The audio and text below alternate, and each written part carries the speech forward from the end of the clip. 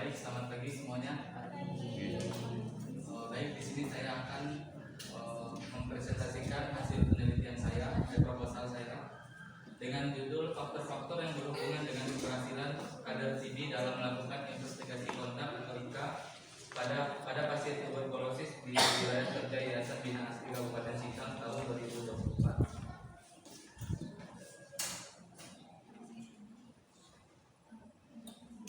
Dilihat dari latar belakangnya, penyakit menular merupakan masalah kesehatan global yang signifikan. Ini dalam laporan terbaru tahun 2023. Tuberkulosis, menurut WHO, kasus tuberkulosis baru sebanyak 10,6 juta dengan angka kematian sebesar 1,6 juta kasus. Angka ini menunjukkan prevalensi penyakit menular masih cukup tinggi di berbagai belahan dunia.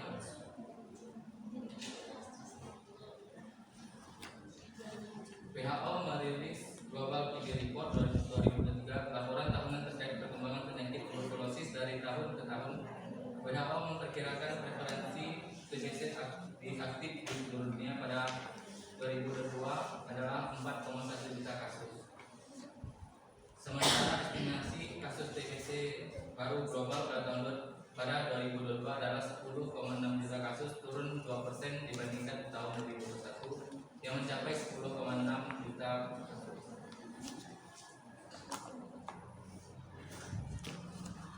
Untuk di Indonesia sendiri, penyakit TBC merupakan persoalan penyakit menular dan masalah kesehatan penting di Indonesia.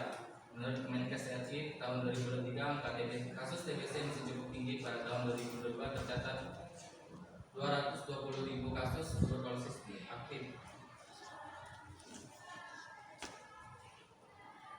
Untuk di Kalimantan Barat tersendiri, untuk tentang penanggulangan penyakit menular menetapkan peraturan gubernur nomor 72 tahun 2023. Sedangkan untuk Kabupaten Sintang, angka kejadian TBC di Kabupaten Sintang masih tercatat lebih tinggi dari target nasional. Tercatat pada pelaporan Dinas Kesehatan Kabupaten Sintang, prevalensi tuberkulosis sebesar 846 kasus dengan penemuan tertinggi di wilayah kerja UPTD Puskesmas Tanjung Puri yang sebesar 89 kasus. Kemudian sedangkan pada Yayasan Bina Asri, kasus yang ternotifikasi pada bulan laporan Juni hingga Oktober dengan penemuan kasus sebanyak 243 kasus serta angka keberhasilan pengobatan yang belum optimal dengan total kesembuhan pengobatan yang tercatat dalam sistem pelaporan kesembuhan pasien di Yayasan Bina Asri berjumlah 143 pasien TBC dengan pengobatan lengkap. Dilihat dari pernyataan setiap koordinator kader setiap wilayah kerja Yayasan Bina Asri menyebutkan berbagai faktor seperti kurangnya akses masyarakat ke layanan kesehatan, rendahnya cakupan screening dan deteksi dini, serta adanya stigma dan diskriminasi terhadap penderita TBC, turut memperburuk situasi penanggulangan penyakit ini. Untuk mengatasi permasalahan tersebut, Dinas Kesehatan Kabupaten Sintang telah menetapkan peraturan Bupati nomor 53 tahun 2023 tentang penanggulangan penyakit menular, khususnya tuberkulosis. Kebijakan ini bertujuan meningkatkan upaya pencegahan penularan kasus, pengobatan dan rehabilitasi bagi penderita TBC di seluruh wilayah Kabupaten Sintang.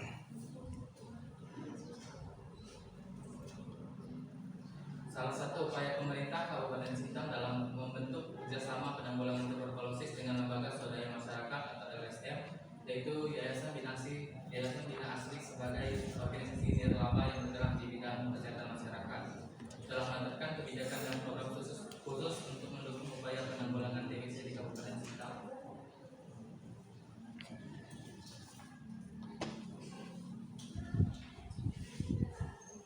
Yayasan Bina Asri membentuk kader ini yang berasal dari setiap wilayah kerja jangkauan Yayasan Bina Asri.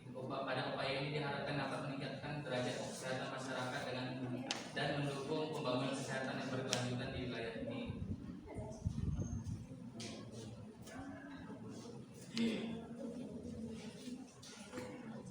Dilihat dari masalah yaitu pernyataan masalahnya, tuberkulosis menjadi salah satu masalah kesehatan yang sangat signifikan di Indonesia, termasuk di Kabupaten berperan penting dalam melakukan investigasi kontak untuk mencegah penyebaran penyakit ini. Namun keberhasilan kader dalam melaksanakan investigasi kontak pada pasien TB seringkali mengalami hambatan pada saat melakukan investigasi kontak, seperti kesulitan akses yang pada alamat pasien TB dan terjadi penolakan kader saat melakukan screening. Dalam penelitian ini, berdasarkan pernyataan di atas, masalah di atas dapat ditarik pertanyaan, yaitu faktor-faktor apa saja yang berhubungan dengan keberhasilan kader TB dalam melakukan investigasi kontak Afrika pada pasien tuberkulosis di wilayah kerja Yayasan Bina Asri Kabupaten Sintang tahun 2024. Dilihat dari tujuan umum penelitian ini adalah mengetahui faktor yang berhubungan dengan keberhasilan kader TB dalam melakukan investigasi kontak Afrika pada pasien tuberkulosis di wilayah kerja Yayasan Bina Asri Kabupaten Sintang tahun 2025. Jadi ini acara kesalahan.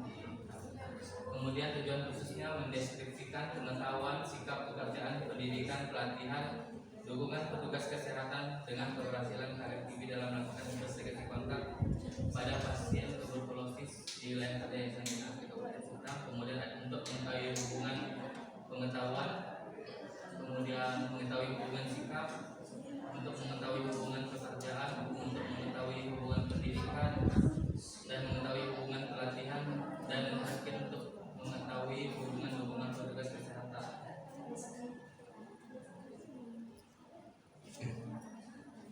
Lihat dari manfaat penelitian. Yang pertama, bagi ilmu kesehatan masyarakat, hasil penelitian ini diharapkan memberikan kontribusi perkembangan ilmu kesehatan masyarakat upaya meminimalisir morbiditas dan mortalitas pada masyarakat serta mendukung program eliminasi tuberkulosis pada tahun 2020. Dari manfaat praktis bagi kader, penelitian dapat dijadikan informasi dan menumbuhkan motivasi dan strategi kader dalam mencapai sasaran kebijakan programnya. Bagi Yayasan Bina Asri, penelitian ini diharapkan dapat menjadi masukan dalam upaya penguatan program eliminasi TB, salah satunya menjadi tujuan program Yayasan Bina Asri. Istikara diharapkan menjadikan rujukan pengembangan ilmu dan masuk dalam jurnal publikasi reputasi program ini.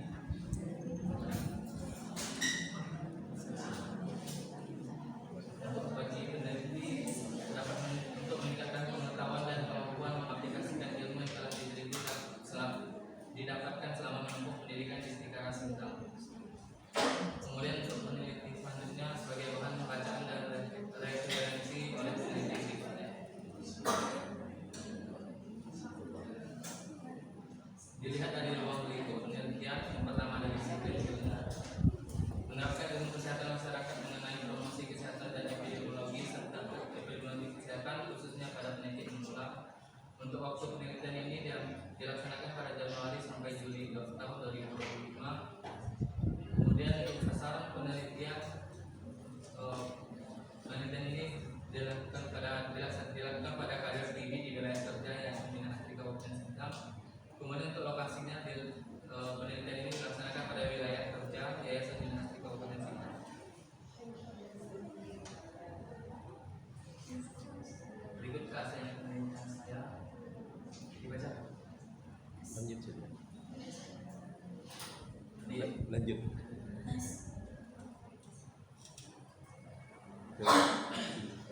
Kerangka teori.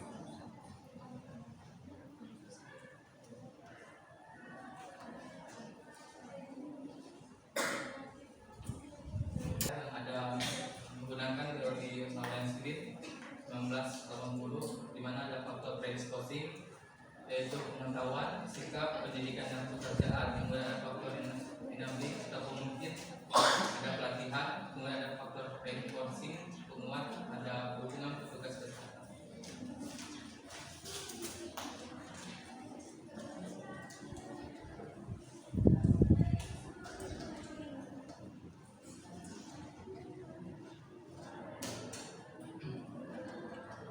Berikut kerangka konsep variabel bebas, ada 6 variabel bebas. Kemudian untuk variabel terikat, keberhasilan kader TB dalam melakukan investigasi kontak.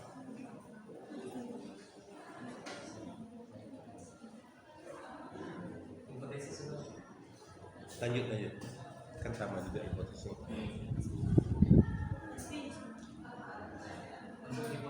Langsung di audio definisi.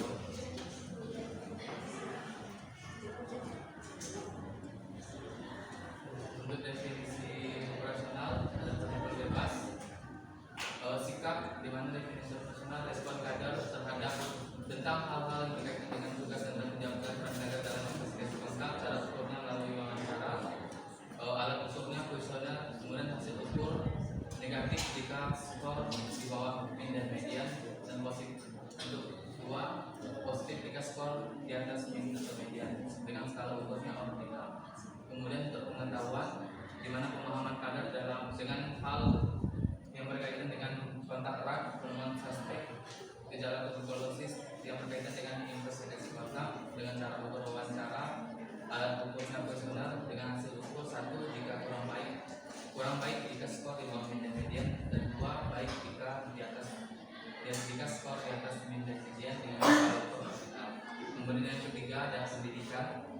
Jenjang kegiatan pendidikan formal yang diselesaikan oleh kader dibuktikan dengan ijazah dengan cara ukur wawancara, alat ukurnya kuesioner, dan hasil ukur pendidikan rendah jika pendidikan terakhir di bawah SMP, dan pendidikan tinggi jika pendidikan terakhir di atas SMA dengan skala ukur ordinal. Kemudian selanjutnya ada pekerjaan di mana upaya yang dilakukan oleh kader untuk mendapatkan upah atau gaji pekerjaan yang dilakukan sampingan menjadi kader dengan cara ukur wawancara dengan alat ukurnya kuesioner, dan untuk hasil ukurnya 1 tidak bekerja, 2 bekerja dengan skala ukur nominal. Selanjutnya ada pelatihan di mana pernyataan responden tentang pelatihan yang diikuti untuk meningkatkan pengetahuan dan keterampilan cara dalam melakukan investigasi kontak dengan cara ukur wawancara, alat ukurnya kuesioner, dan hasil ukur pernah, 1 tidak pernah, 2 pernah dengan skala ukur nominal. Yang terakhir ada dukungan tugas kesehatan di mana pernyataan kader tentang upaya petugas kesehatan untuk memberikan pemahaman dan keterampilan kader antara lain memberikan informasi, pembinaan kader, dan lain sebagainya. Dengan metode ukur wawancara, alat ukurnya kuesioner dengan 1 tidak mendukung jika skor di bawah min dan median, 2 mendukung jika skor dan median, mendukung jika skor di atas min atau median dengan skala ukur ordinal. Selanjutnya kader tinggi dalam melakukan investigasi kontak di mana proses kegiatan kader menemukan kasus baru tuberkulosis di sekitar tempat tinggal pasien tuberkulosis dengan alat ukur dengan wawancara dan alat ukur kuesioner dan data sekunder. Hasil ukur 1 jika tidak berhasil jika kontak screening di bawah 80%, dan 2 jika berhasil jika kontak screening di atas 80% dengan skala ukur nominal.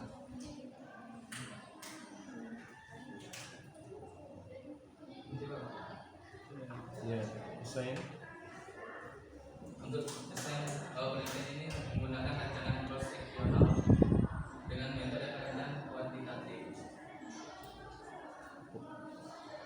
Populasi pada penelitian ini berjumlah 106 orang karena di masih sedikit.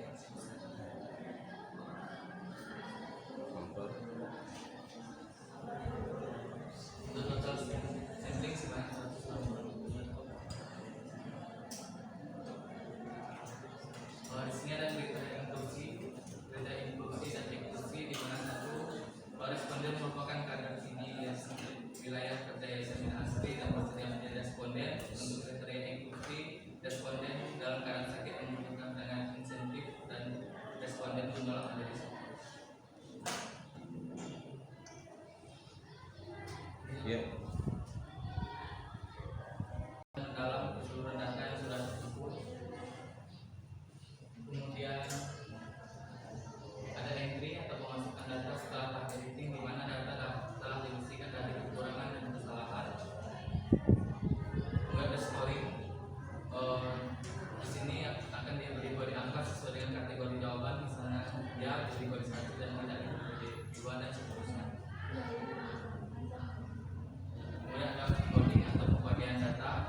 di mana dengan membaca ulang keseluruhan data lengkap untuk mengidentifikasi tema, kategori atau konsep penting yang terkait dengan rumusan masalah penelitian.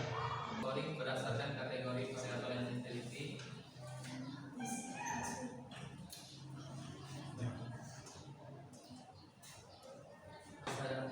Analisis data, kualitatif, univariate, analisis univariat,